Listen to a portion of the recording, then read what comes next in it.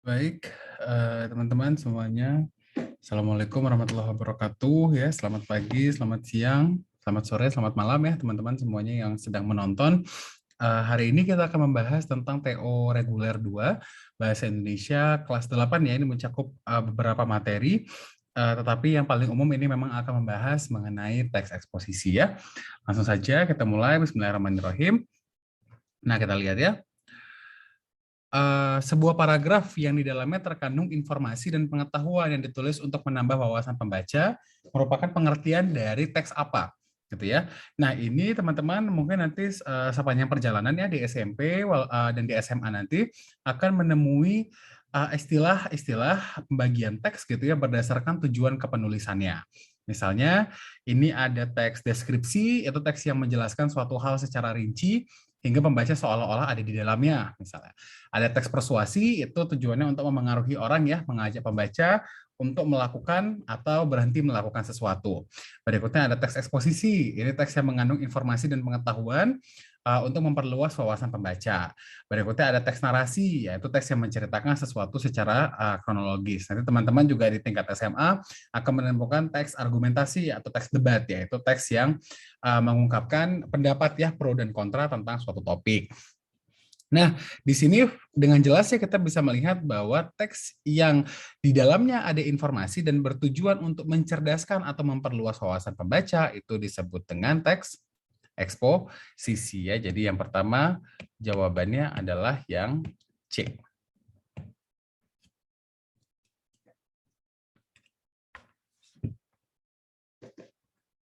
Ya. Jadi yang pertama ini jawabannya adalah yang C. Oke. Nah, sekarang kita lanjut yang kedua. Yang kedua, ini ditanya mengenai ciri-ciri teks eksposisi. Nah, jadi teks eksposisi ini atau teks yang tadi ya isinya pengetahuan untuk menambah pengetahuan, menambah wawasan, itu punya beberapa ciri-ciri ya teman-teman yang bisa membuat kita membedakan antara teks eksposisi dengan teks yang lain. Yang pertama, dia ditulis dengan singkat, padat, dan jelas. Ya, jadi penulisannya nggak boleh panjang-panjang banget si teks eksposisi itu ya, harus sebisa mungkin ini singkat gitu ya, singkat dan padat gitu, nggak boleh terlalu bertele-tele atau nggak boleh dibuat bahasanya terlalu berkias ya sehingga menjadi sulit dimengerti begitu. Nah, berikutnya yang kedua, dia bersifat faktual. Artinya apa? Informasi yang disampaikan itu objektif dan benar. Nah, teman-teman ini harus mulai mengerti ya definisi kata objektif. Objektif, teman-teman, itu artinya adalah sesuai dengan pandangan umum ya. Jadi tidak berubah pendapatnya dari satu orang ke orang yang lainnya gitu ya. Jadi ini misalnya ada sesuatu yang objektif itu akan benar bagi semua orang atau akan salah bagi semua orang. Ya, itu disebut dengan sesuatu yang objektif gitu. Dan benar gitu ya, nggak boleh isinya adalah bohong gitu atau nggak boleh isinya adalah fakta yang salah begitu ya. Jadi sifatnya adalah faktual. Yang ketiga dia menjawab unsur 5W 1H ya, yaitu apa, siapa, di mana, kapan, mengapa, dan bagaimana. Itu ciri-ciri teks eksposisi.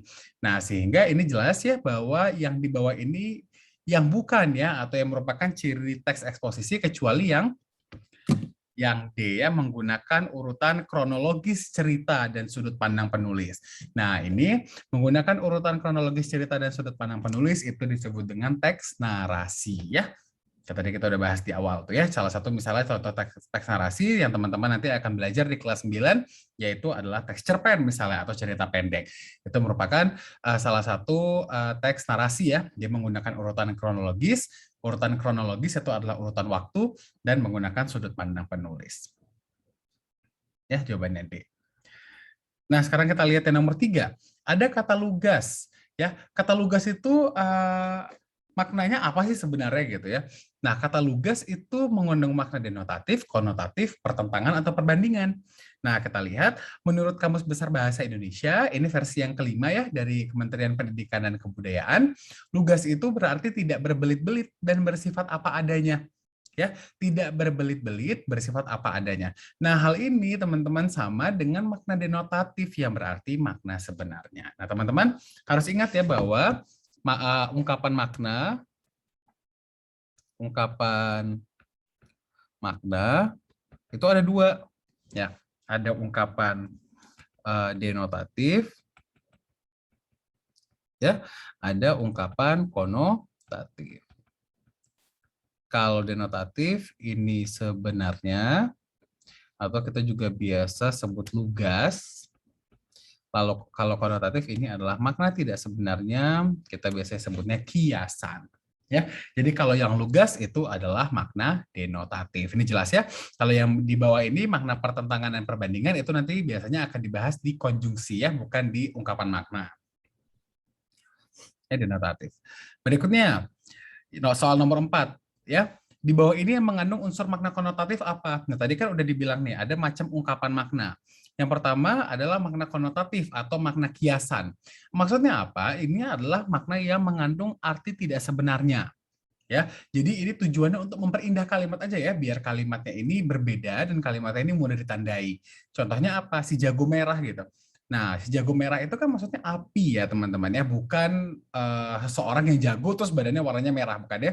Makanya itu disebut dengan makna tidak sebenarnya, atau kalau dalam bahasa Inggris disebut not literal ya, tidak literal maknanya. Nah, atau misalnya meja hijau.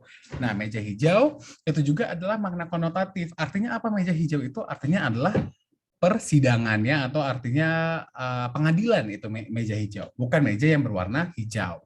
Berikutnya ada kambing hitam misalnya. Kambing hitam itu adalah orang yang disalahkan gitu ya, bukan kambing yang berwarna hitam, sehingga itu mengandung makna yang tidak sebenarnya.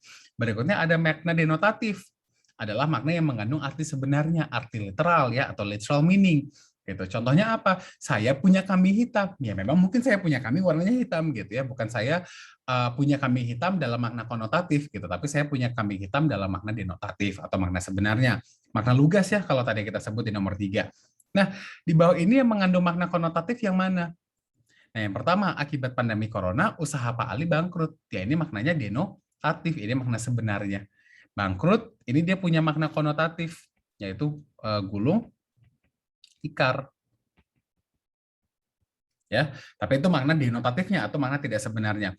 Berikutnya, ibu marah karena adik tidak mau belajar. Ya, adik tidak mau belajar, adik malas. Ini maknanya juga makna denotatif. Makna konotatifnya apa? Berpangku tangan. Malas, orang malas ya berpangku tangan. Berikutnya, yang tadi ruko yang berada di Jalan Perpati dilahap si jago merah. Nah, si jago merah ini teman-teman, ini adalah makna tidak sebenarnya, karena bukan benar-benar ada yang tadi kayak yang kakak bilang ya, bukan ada orang yang jago terus warna badannya merah, bukan, tapi si jago merah itu maksudnya adalah api gitu ya. Nah, ini yang benar, ini mengandung makna konotatif. Terus kakak membawa oleh-oleh dari Pulau Bali. Oleh-oleh ini makna denotatif ya. Ya makna denotatif, yaitu makna yang lugas. Makna konotatifnya adalah buah tangan. Nah, gitu ya. Jadi teman-teman harus ingat lagi tuh, jangan sampai ketukar ya. Konotatif itu kiasan, denotatif itu lugas. Kalau teman-teman susah, kalau kakak cara ngafalnya kayak gini, konotatif, kiasan, gitu kan ya. Nah, ini awalnya sama-sama huruf K. Nah, jadi jangan sampai ketukar ya. Jadi kalau konotatif dia kiasan, kalau denotatif lugas gitu. Jadi nomor 4, ini jelas jawabannya adalah yang mana? Yang opsi C gitu ya. Nah, berikutnya, jauh sekali. Nomor 4 ini sudah. Nah, sekarang kita nomor 5. Bagian yang memuat alasan disertai dengan data-data penunjang untuk memperkuat sebuah gagasan yang mendukung atau menolak pernyataan merupakan bagian apa nih dari teks eksposisi. Nah, sekarang kita lihat teks eksposisi itu strukturnya apa aja. Yang pertama ada namanya tesis. Ya, yang pertama namanya tesis. Tesis itu bagian yang berisi pengenalan isu, ya ada pengenalan isu, masalah atau pernyataan umum mengenai topik yang dibahas.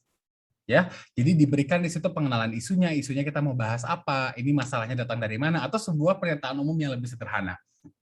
Itu biasanya adanya di bagian awal ya, atau tesis. Berikutnya ada argumentasi. Argumentasi itu berisi pendapat penulis mengenai tesis dan didukung data dan fakta untuk memperkuatnya. Ya, ini kata kuncinya. Didukung data dan fakta. Itu bedanya opini sama argumentasi. Kalau opini nggak didukung data dan fakta. Kalau argumentasi itu adalah opini yang didukung data. Itu disebut dengan argumentasi. Berikutnya ada penegasan. Ya, penegasan ulang itu biasanya ada di bagian akhir, itu adalah bagian yang berisi pernyataan ringkas atau bahkan kesimpulan ya dari pendapat-pendapat yang disebutkan sebelumnya. Sehingga di sini sudah menjadi cukup jelas bahwa bagian yang memuat alasan disertai dengan data-data penunjang untuk memperkuat sebuah gagasan itu disebut dengan argumentasi. Gitu ya. Yang penting ini nih, memperkuat disertai dengan data penunjang. Nah, itu sudah jelas itu adalah sebuah argumentasi. Next, kita ada soal nomor 6. Ya, gagasan utama teks di atas nih teman-teman mungkin bisa pause dulu untuk melihat dan membaca teksnya ya. Nah, setelah dibaca teksnya, kita sekarang mau menentukan gagasan utamanya nih teman-teman. Nah, untuk menentukan gagasan utama, pasti kita harus tahu dulu ya pengertiannya. Gitu. Pengertian gagasan utama itu apa? Gagasan utama atau main idea ya dalam bahasa Inggris, itu adalah hal yang ingin disampaikan penulis kepada kamu lewat teks tersebut. Ya, jadi penulis pengen nyampein apa sih sama pembaca itu disebut dengan gagasan utama. Nah, saat hendak menentukan gagasan utama, waktu kita mau menentukan nyari gagasan utama, coba tanya deh sama diri kita sendiri, what does the writer wants me to know? Apa yang penulis ingin saya tahu? Penulis tuh pengen saya tahu apa sih setelah ngelihat teks ini? Nah, itu yang disebut dengan main idea. Coba kita lihat dari teks ini. Apa sebenarnya yang penulis ingin tahu? Ingin kita tahu ya, yang penulis ingin kita tahu. Dia bilang di sini olahraga memiliki banyak manfaat, kalau berolahraga tubuh kita kembali segar, penting untuk memilih jenis olahraga, misalnya kita harus tahu kondisi jantung kita. Nah, gagasan utamanya apa? Nah, jelas gagasan utamanya adalah manfaat olahraga bagi tubuh manusia. Itu yang ingin disampaikan penulis kan ya. Jadi dari semuanya ya, dari teks yang cukup panjang ini gitu, penulis sebenarnya ingin menyampaikan satu hal, yaitu manfaat olahraga bagi tubuh manusia. Nah, itulah yang disebut dengan gagasan utama atau main idea. Ya, nomor 6 jawabannya A. Nah, sekarang kita lihat nomor 7. Dari teks yang sama ya, tema yang tepat untuk teks di atas. Nah, kalau tema itu beda dengan gagasan utama. Tema itu konsep yang mengandung inti pembahasan sebuah paragraf. Jadi ingat, tema itu sebuah konsep, dia mengandung inti pembahasan sebuah paragraf. Ini biasa kalau tingkat SMP belum terlalu sulit ya cara menentukan temanya. Nah, ini temanya sudah cukup jelas ya. Temanya berbicara mengenai kesehatan. Karena ini yang tiga ini irrelevannya, ini nggak nyambung dengan teksnya, bahwa teksnya itu membahas olahraga memiliki banyak manfaat bagi tubuh ya, sehingga ya pasti temanya ngomongin soal kesehatan. Ya, kesehatan. Nah, sekarang kita melihat soal nomor 8. Berdasarkan strukturnya, teks tersebut merupakan bagian apa? Nah, kita harus lihat lagi nih teman-teman, ya pengertian tesis. Tesis itu apa sih? Tesis itu adalah bagian awal teks eksposisi ya. Dia bagian awal, bagian-bagian pertama, itu dia mengandung pengenalan isu, masalah, atau pernyataan umum mengenai topik yang dibahas. Nah, paragraf tersebut ini mirip sebenarnya atau sama bahkan ya dengan ciri tesis. Dia mengandung pengenalan isu dan masalah. Nah, jadi nggak selamanya masalah itu teman-teman adalah masalah kayak yang kita hadapi sehari-hari ya. Misalnya PR nggak selesai, dimarahin mama, dimarahin papa. Nggak selamanya itu yang disebut dengan masalah. Nah, dalam bahasa Indonesia, dalam kesusastraan, yang dimaksud dengan masalah itu sebenarnya adalah apa yang akan dibahas. Itu yang disebut dengan masalah dalam sebuah teks. Nah, memang masalah sebuah teksnya ini disampaikan pada paragraf pertama, yaitu tentang pentingnya olahraga. Pernyataan umumnya juga ada di situ, disebut bahwa olahraga memiliki banyak manfaat. Nah, sehingga ini dengan mudah ya kita bisa tahu bahwa berdasarkan strukturnya teks tersebut merupakan bagian tesis gitu atau bagian awal. Ya, sehingga ini jawabannya adalah yang D. Berikutnya kita lihat soal nomor 9. Lawan kata bugar pada kalimat di atas adalah, nah bugar ini dalam bahasa Indonesia, dalam KBBI ya, versi kelima, itu artinya adalah sehat dan segar. Sehingga ini dengan mudah ya dapat disimpulkan bahwa lawan kata bugar itu adalah sakit. Ya, lawannya sehat, sakit. Ya, sebentar. Ini harus di stop share. Nah, jadi itu bagaimana teman-teman tadi menentukan lawan kata ya, atau menentukan antonim, yaitu dengan memahami dulu isi atau makna dari kata tersebut. Nanti baru gampang nentuin si antonimnya. Tapi kalau di SMA, kalau di SMP biasanya nggak harus membuka KBBI ya, tidak seperti di SMA, biasa kata-katanya sudah mulai sulit. Kalau di SMP kata-katanya masih sederhana, tapi teman-teman harus tetap rajin membaca ya, biar perbendaharaan katanya semakin banyak gitu, biar teman-teman makin banyak tahu. Nah, kita lihat sekarang bagian yang tepat untuk melengkapi bagian kosong ya pada kalimat satu. Olahraga tentu memiliki banyak manfaat titik-titik-titik tubuh manusia. Nah, olahraga ini sudah jelas juga ya, olahraga memiliki banyak manfaat bagi tubuh manusia. Nah, ini kita tidak umum ya teman-teman menggunakan istilah kepada, gitu ya. Ini lebih tepatnya bagi, karena kalau kepada itu biasanya tujuan, dan tujuannya misalnya subjek, misalnya mengirimkan surat kepada bapak saya gitu. Nah, itu mengirim gitu ya, jadi dia ada proses berpindah gitu. Itu biasa kalau pakai kepada gitu. Atau bisa juga saya memberikan surat ini atau saya memberikan pernyataan ini kepada polisi gitu misalnya ya. Pada akhirnya kepada itu antara dua orang gitu ya, ada proses of transfer di situ. Nah, tapi kalau bagi ini lebih umumnya digunakan di dalam teks. Olahraga tentu memiliki banyak manfaat bagi tubuh manusia. Jadi jawabannya yang A. Nah, kita lihat untuk soal nomor 11. Upaya pemeliharaan kesehatan tidak akan berhasil. Ini ada teks lagi, teman-teman. Ini silakan di-post dan dibaca. Baik, teman-teman diminta untuk menentukan simpulan dari bacaan tersebut. Nah, apa sih yang sebenarnya yang disebut simpulan gitu? Simpulan itu hasil akhir bacaan. Ya, simpulan itu adalah hasil akhir sebuah bacaan. Nah, setelah dijabarkan, apa inti yang disampaikan oleh penulis lewat teks? Itu sebenarnya adalah simpulan gitu. Kan teks ini dijabarkan ya panjang gitu. Walaupun untuk tingkat SMP biasanya 1 sampai 3 paragraf gitu. Tapi kan untuk mengungkapkan satu hal saja, 3 paragraf itu sebenarnya adalah kalimat yang panjang gitu ya, adalah struktur yang panjang. Nah, tapi dari panjangnya teks tersebut, dari panjangnya paragraf tersebut, itu sebenarnya penulis pengen nyampein apa gitu. Itu yang disebut dengan simpulan. Gitu ya. Nah, pada akhirnya kita bisa melihat nih bahwa simpulan bacaan di atas itu apa? Kira-kira kalau menurut teman-teman simpulan bacaannya itu adalah yang A, gaya hidup yang sehat dan benar dapat menghindarkan kita dari berbagai penyakit. Jadi dia menjelaskan panjang gitu ya. Nah, tapi sebenarnya inti yang mau dia sampaikan, simpulan dari semuanya gitu, dari apa yang dia sampaikan adalah gaya hidup yang sehat dan benar itu dapat menghindarkan kita dari berbagai macam penyakit. Berikutnya soal nomor 12. Kita lihat paragraf tersebut belum memenuhi kaidah teks eksposisi yang baik dan benar dikarenakan ini ada kekeliruan sebenarnya ya teman-teman ya dalam penulisan opsinya. Ini seharusnya redaksi opsi D itu bukan yang ini ya. Bukan yang ini nih, redaksi bukan yang ini salah.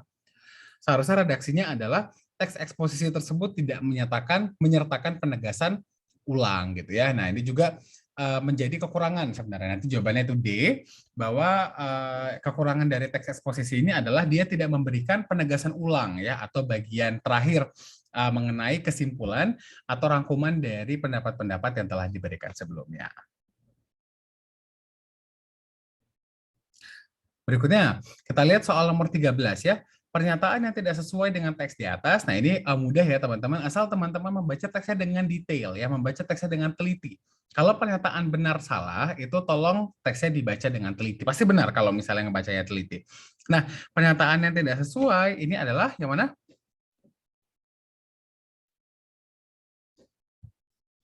Yang C ya, dari sekian banyak penyakit terkini sumbernya tidak lain adalah gaya hidup yang benar. Ini keliru ya, karena seharusnya dari kalimat yang ini nih teman-teman bisa lihat.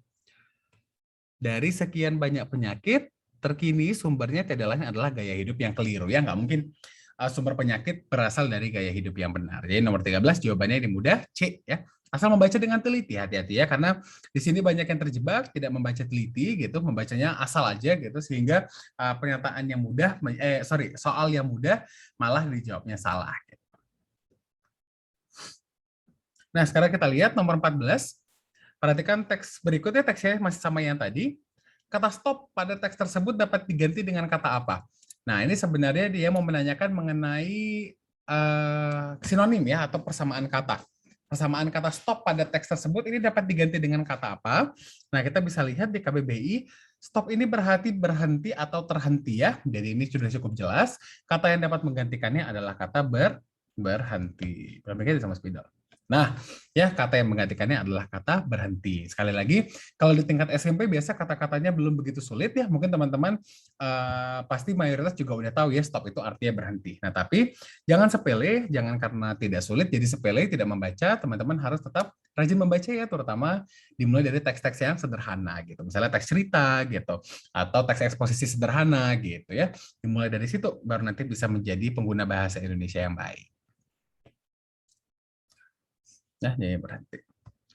Nomor 15. Nah, di bawah ini merupakan kalimat yang terdapat kata yang memiliki makna yang sama dengan kata upaya.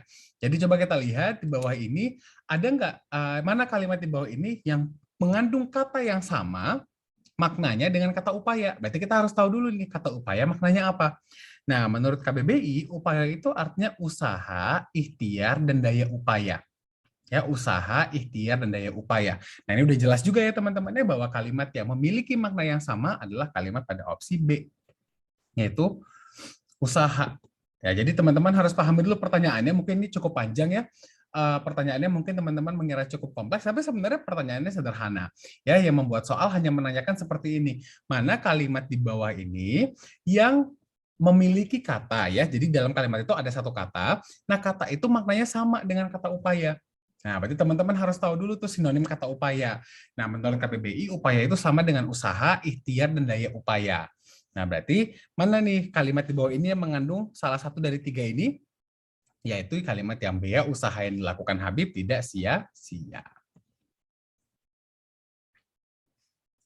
Nah, sekarang kita masuk ke soal nomor 16. Jenis paragraf ya, kita melihat jenis paragraf yang memiliki gagasan pokok di awal kalimat. Nah, ini teman-teman nanti seharusnya tidak asing lagi ya, terutama mulai dari SMP harus dibiasakan untuk mengingat nih atau memahami ya jenis paragraf berdasarkan letak kalimat utama atau gagasan pokoknya. Nah, nanti ini juga akan berpengaruh kepada metode pengembangan teks eksposisi, apakah umum khusus, khusus umum, dan lain sebagainya. Nah, kita lihat ya jenis paragraf berdasarkan letak kalimat utama. Yang pertama, kalau kalimat utamanya di awal disebut dengan deduktif. Oke, ada sebuah paragraf, kalimat utamanya di awal, dasar pengembangan paragrafnya di awal disebut dengan deduktif ya, paragraf deduktif. Ini paling sering keluar di ujian nasional dulu ya, atau mungkin nanti di AKM juga mungkin akan keluar.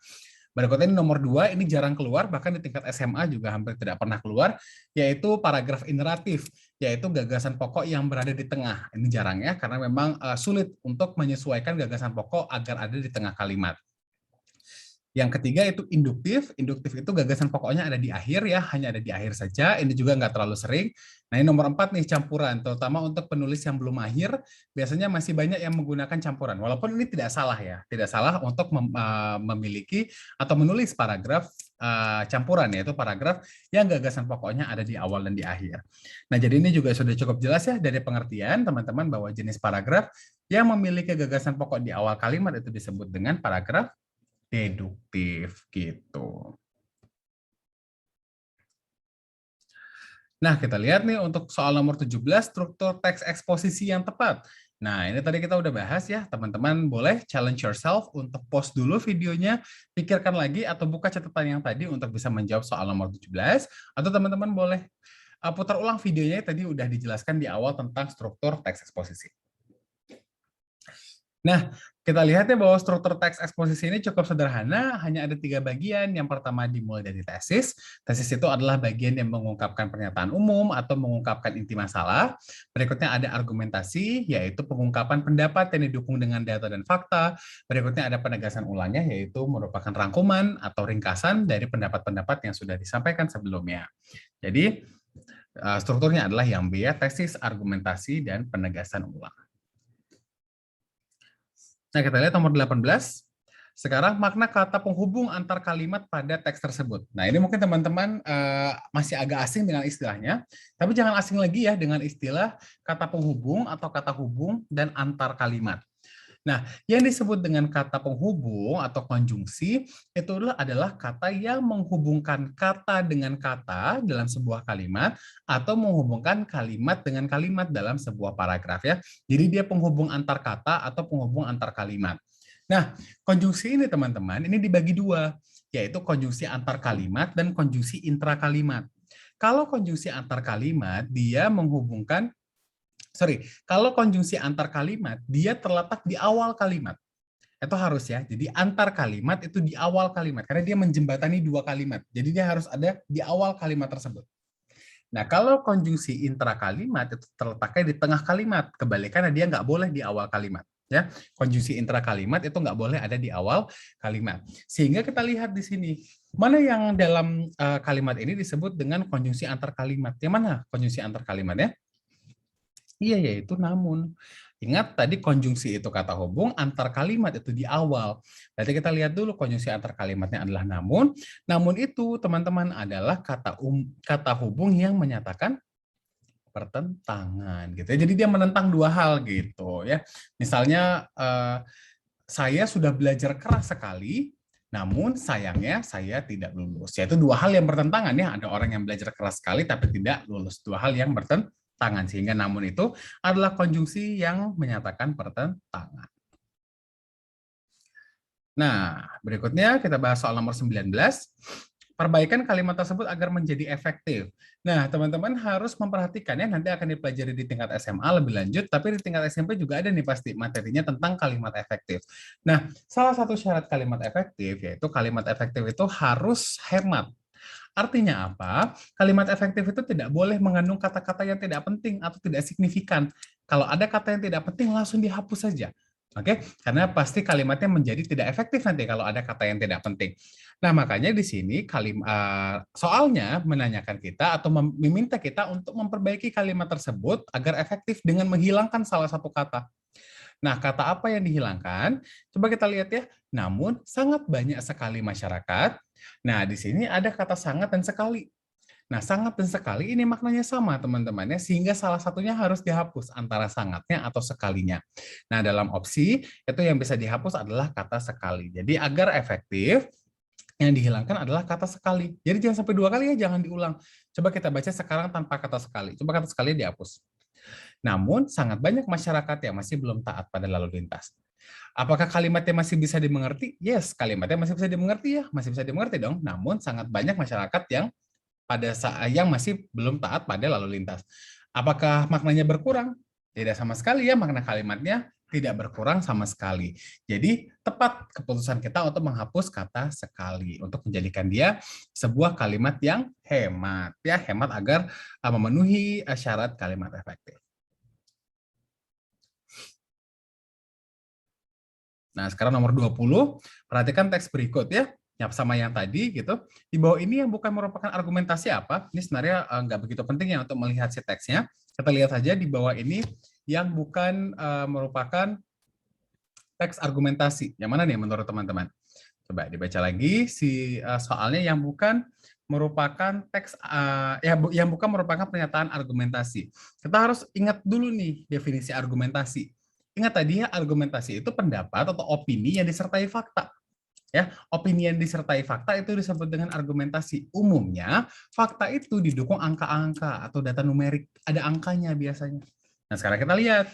Yang A, peningkatan jumlah sampah di Indonesia lebih dari 50% dari tahun sebelumnya. Ini ada angka. Ini data. Sehingga kita bisa bilang itu adalah argumen. Ya, ingat lagi, argumen itu pendapat yang didukung dengan data. Jadi kalau ada data yang didukung dengan fakta. Nah, fakta itu biasanya menghadirkan data ya, dan datanya biasanya data numerik atau data yang mengandung angka. Jadi kalau ada angkanya, biasanya itu adalah argumentasi. Berikutnya, lebih dari 1 juta orang telah divaksinasi. Ini ada kata 1 juta orang. Ya, ini juga adalah data. Berikutnya, program daur ulang sampah sangat baik. Nah, ini nggak ada nih ya angkanya, sehingga ini bukan argumentasi, ini hanyalah opini ya, ini hanya opini. Berikutnya yang D, 5 kali saya sudah membujuk Andini, 5 kali ini adalah frekuensi atau intensitas, dan itu merupakan data ya. Jadi itu adalah sebuah argumen. Nah, jadi teman-teman nanti ingat lagi ya bahwa argumentasi itu pendapat yang disertai dengan fakta. Nah, biasanya fakta itu didukung angka-angka ya atau data numerik. Sehingga jawabannya adalah yang C ya, program daur ulang sampah sangat baik. Nah, kira-kira seperti itu teman-teman pembahasan untuk TU reguler Bahasa Indonesia untuk SMP kelas 2 ya atau kelas 8. Nah, semoga ilmunya bermanfaat dan semoga setelah mengikuti pembahasan ini, teman-teman jadi lebih mengerti nih tentang teks eksposisi ya atau teks yang bertujuan untuk menambah wawasan kita. Tadi juga kita udah berbicara tentang ungkapan makna, denotatif dan konotatif. Kita juga sudah berbicara tentang struktur teks eksposisi dan masih banyak lagi. Nah, semoga ilmunya bermanfaat ya teman-teman ya. Dan sampai jumpa di pertemuan berikutnya. Wassalamualaikum warahmatullahi wabarakatuh.